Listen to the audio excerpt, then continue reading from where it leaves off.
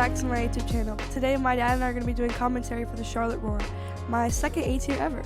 I'm pretty excited for this because we did some practice coming up to Hornets Nest and I really enjoyed the course. I had a really great time. And it's only about an hour and a half away from here, so my dad and I, we drove almost every single day and I'm just really excited for this tournament. Yeah, shout out Holt for letting us stay with you the first night and letting us get to that early tee time right on time. So what are you throwing here on hole 1?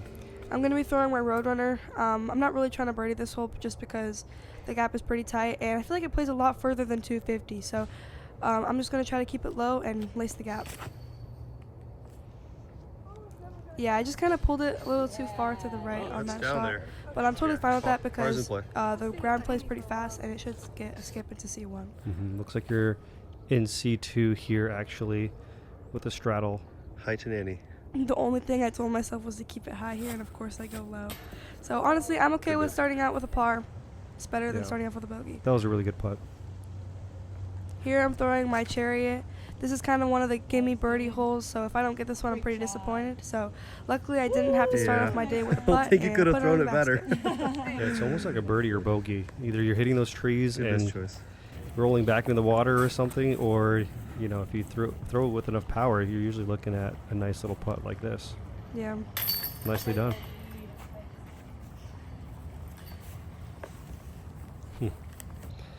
Going into hole 3, this honestly should have been a par 5 for the ladies just because of the difficulty, but I thought maybe I could try to get a sneaky birdie here if I just kept it down the fairway with my Wombat 3, just trying to keep it low and not turn it over.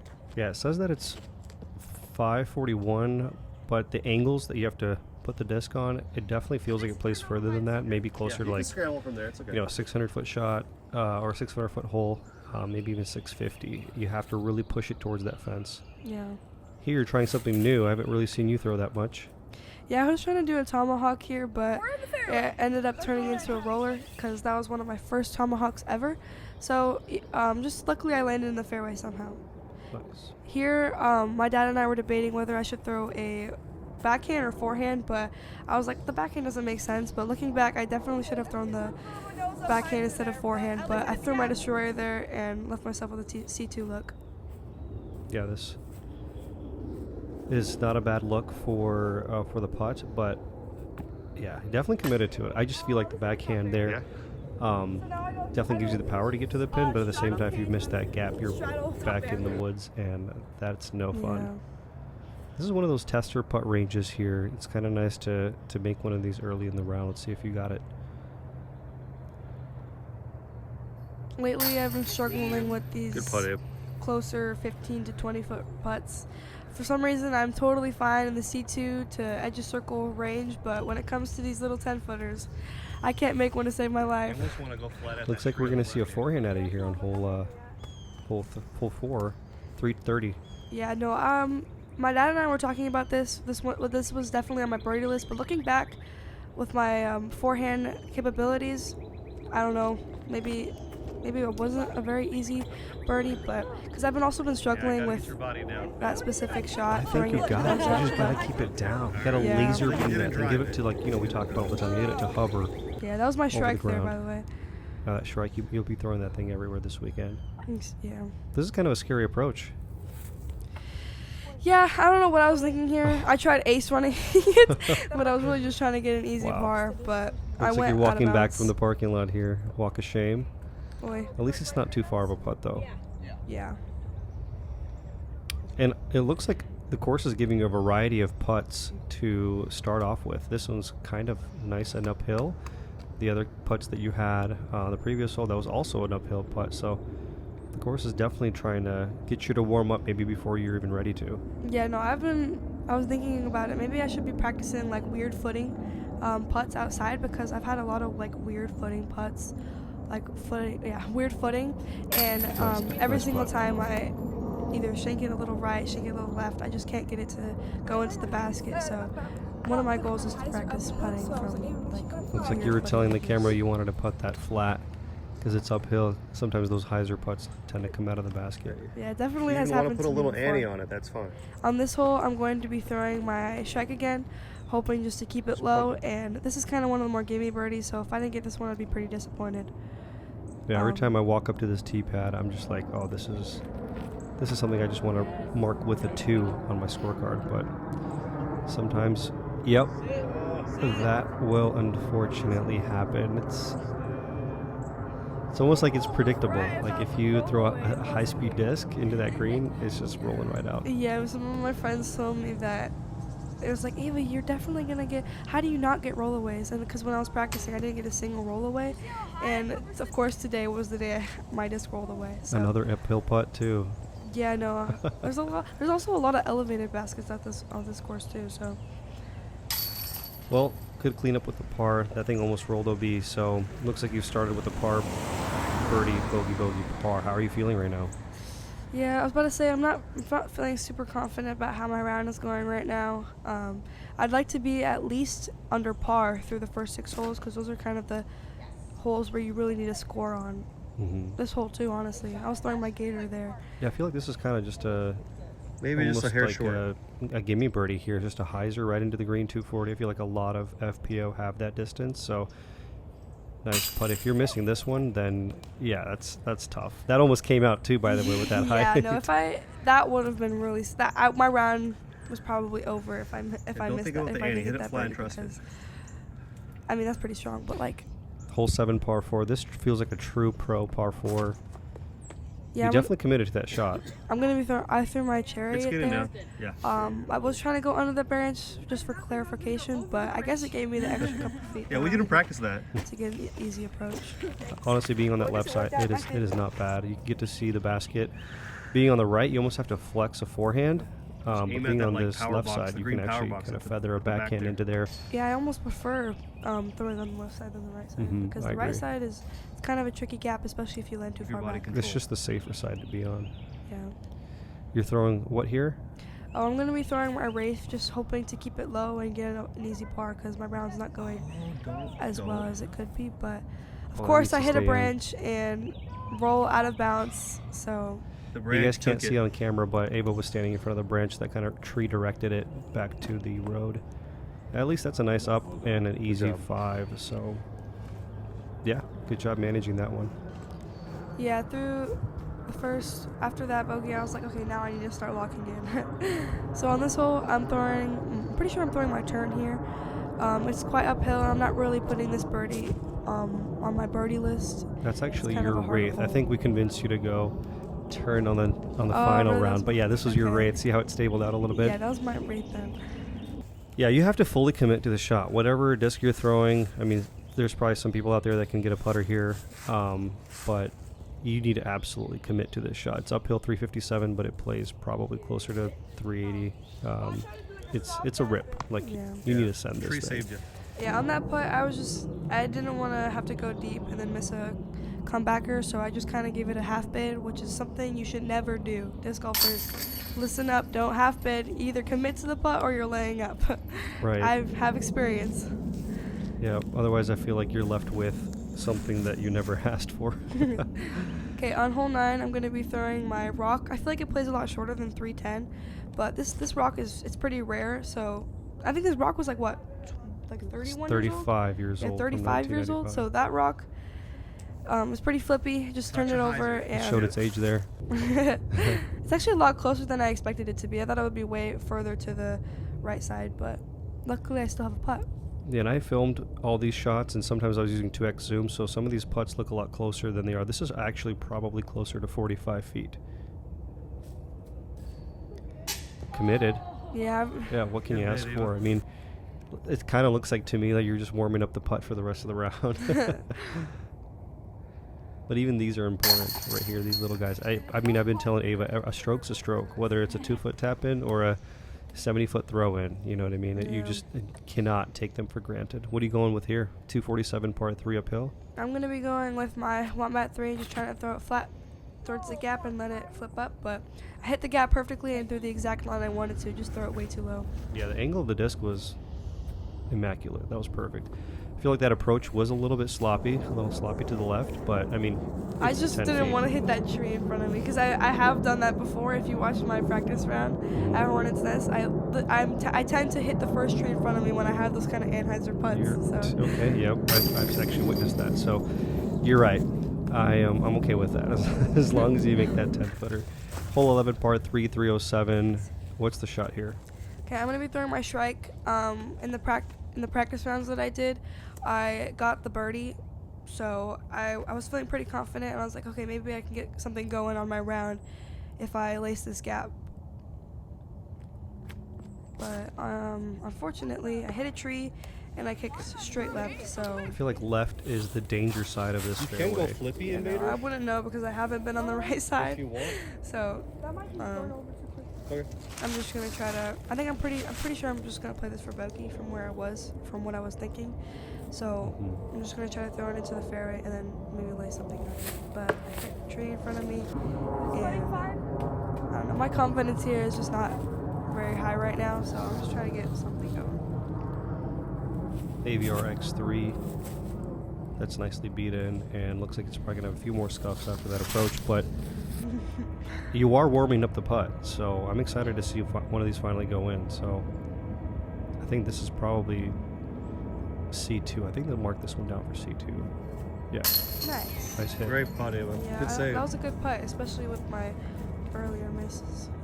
It's nice to see you make those straddles from C2 as well, because I feel like in prior months, even I know a year ago for sure, you were leaving those mostly low.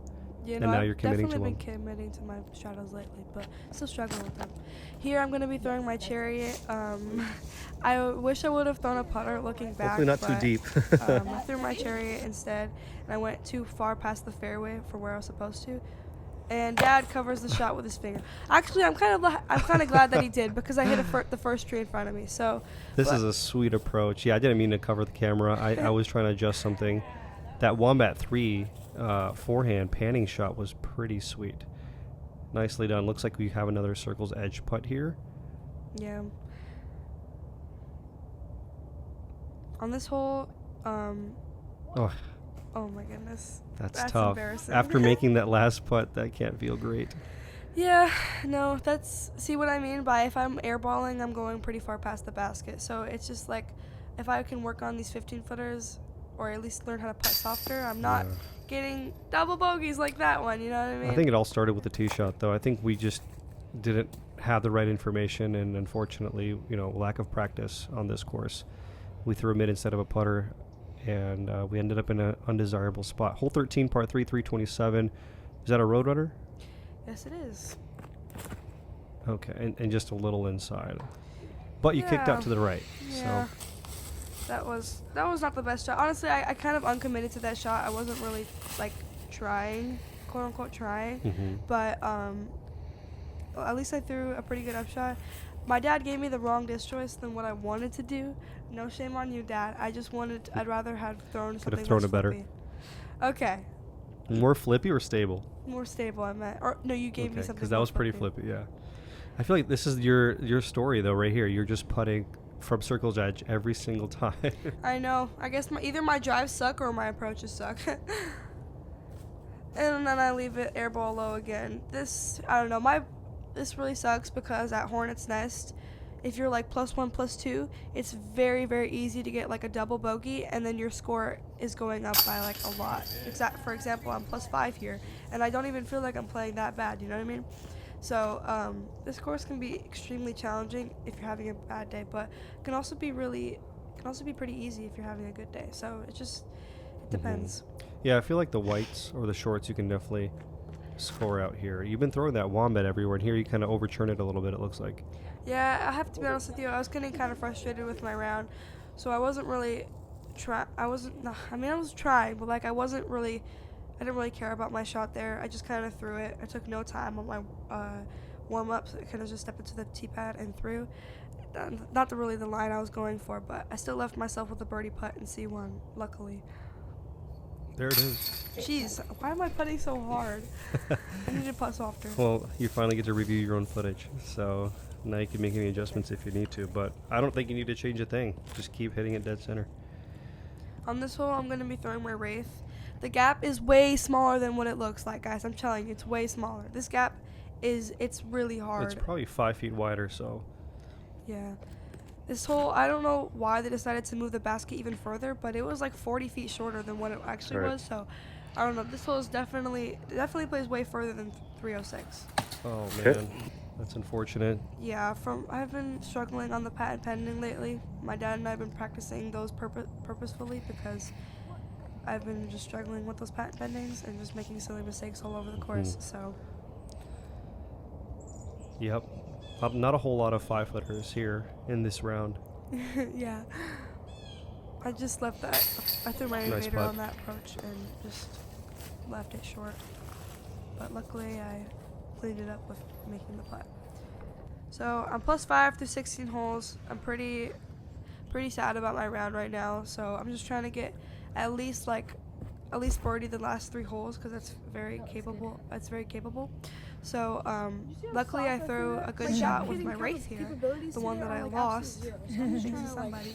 I think that was all you. We were throwing a bunch of shots in the dark, and you left that one behind. But a nice circle's edge putt, and it's dead center. So even though you are getting bogeys and pars, you're sprinkling in a few birdies. 4 birdies on the round so far, and that was a really, really tough get. I don't think anybody in FPO got that hole on the entire weekend. Yes, so nicely done. I was talking to my friends, and they were also struggling getting that hole. So that definitely helped with my confidence going into these next few holes. So, but even though I made that birdie putt, I threw my Roadrunner here, and I hit one of the early trees that prevented me from getting down the gap. So hole 17, I'd say if you get past the gap, it's pretty much like one of the easier birdies for me at least. So And that was a very, very touchy placement shot.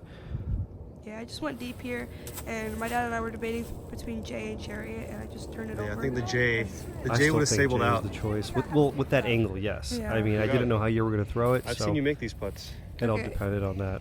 Here I'm kind of like frustrated with my round because I already know that I'm gonna get a bogey. So this was for par, and I was like, might as well run it. So even though that looks kind of stupid now that I think about it, and I didn't even give it a good run, I honestly, I don't know. I wish I could have redone this round, but It's this kind of stuff, though, that just sets you back on day ones, and I think you're only going to get better. You're going to learn. You're going to see this footage, and you're going to go, you know what? I didn't need to 3-putt that. I could have laid up.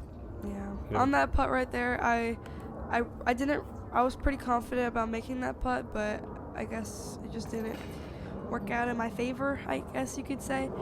But I don't know. I was pretty surprised that I missed that because I felt pretty confident. But here I'm gonna be throwing my turn. I didn't really know the angle that I was trying to throw here, even though like the gap is wide open and it's like a turn. Yeah, we have the sidewalk is OB, short and left, and long, but Of course, I throw it too wide, and it was I very gave it- committed. That was a very committed shot. Unfortunately, just you yeah, leaked I it. gave it too much credit for its flippiness. It's still a pretty stable turn. So Yeah. here, I was thinking might as well just run it. You're +6 through the round, and I don't know why I decided to run this. This is so far away, but I guess you guys get to see what goes on through a 12-year-old's brain. Okay, and then I leak it am side, and I leave myself with maybe a 20-footer. Yeah, elevated pin. Luckily, there wasn't any wind, so at least you've got that going for you. But unfortunately, you do a little army golf. Yeah, so on that putt, I'll try to explain myself. On that putt, it completely stuck to my hand, and the entire time it was a really weird putt. It just gripped to my hand, and unfortunately on that putt, I just wasn't focused, and I was just really frustrated and sad. So